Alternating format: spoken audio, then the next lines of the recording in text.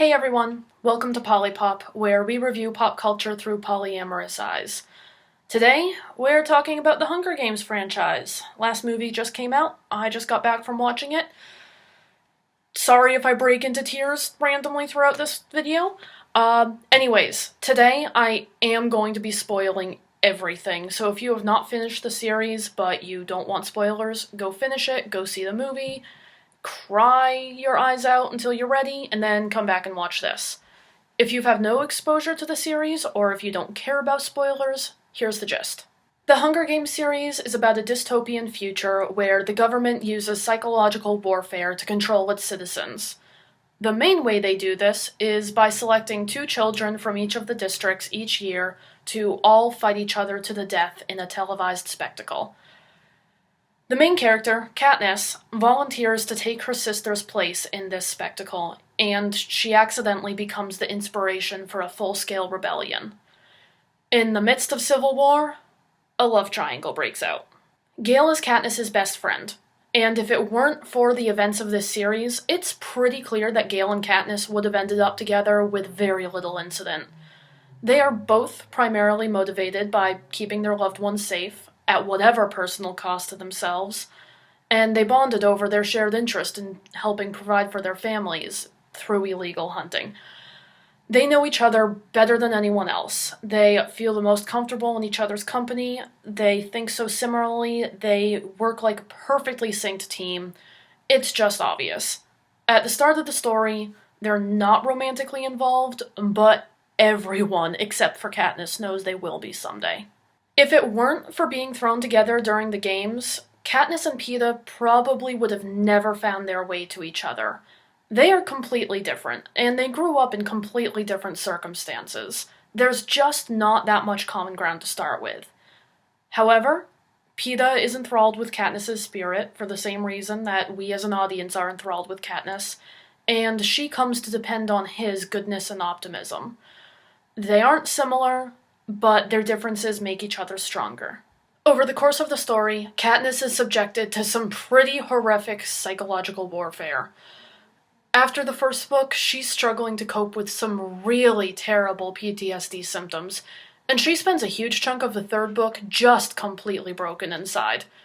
She needs absolutely every single ounce of emotional support she can get from her loved ones, and instead, she gets Gale and Peeta giving her shit for not choosing one of them over the other. Are we gonna do this again?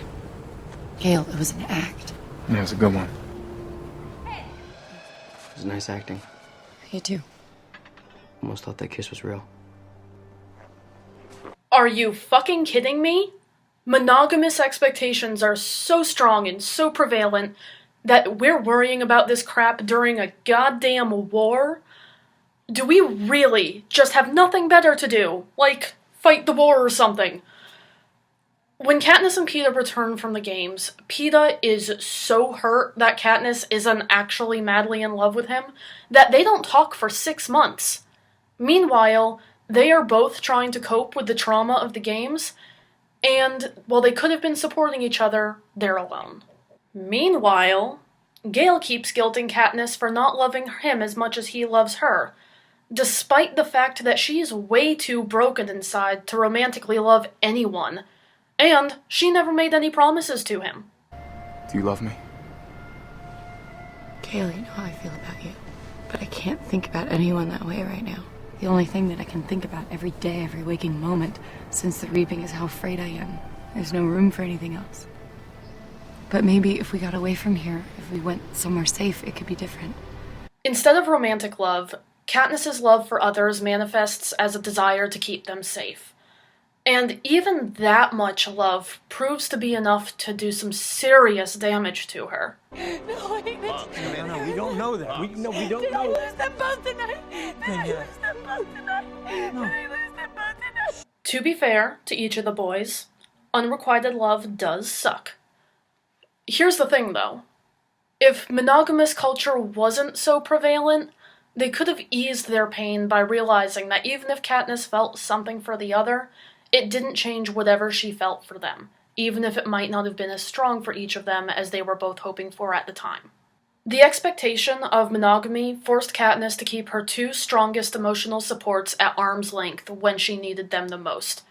She needed Gale's bravery to be able to face the war, and she needed Peeta's support to maintain her sanity. While the Capitol was trying to force the love story between Katniss and Peeta, and while Gale was trying to force Katniss to choose him, Peeta figured this shit out before anyone else. Being greedy with Katniss's affection benefited no one. You don't have to apologize to anybody, including me. He stopped trying to force Katniss to choose. He offered his friendship and support in whatever capacity she was able to accept, and stopped demanding anything in return. Because of this, he and Katniss were able to develop something real, and Katniss was able to keep whatever support Gale deigned to offer her. Monogamy still reigns, though, and by the end of the story, there can only be one lover remaining. This means that one of the love interests has to be eliminated. Sometimes, a contestant in a love triangle loses interest. Sometimes they die. Sometimes the person in the middle figures out which one is the most important to them. And sometimes one of the contestants does something so horrifically awful they become unlovable. This is the option that the Hunger Games chooses. Gale becomes a terrorist and accidentally kills Katniss's sister. I'm not kidding about the terrorist thing. Go to Wikipedia, search for tactics of terrorism, and then jump to secondary attacks. Giving you the link right here. You will find an exact description of the attack that ended up killing Prim, to the letter. And Gale designed it. As the war progresses, Gale transforms from a reasonably pissed, oppressed citizen wanting to make the world a better place, and then he just turns vicious.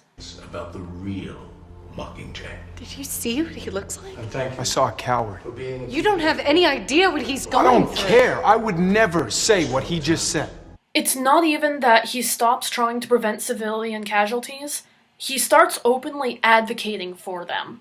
Now, part of this is because of the Hunger Games' overall indictment of war, but because of monogamy, Gale did have to be eliminated somehow, and becoming a brutal warmonger is as good a way as any, I guess.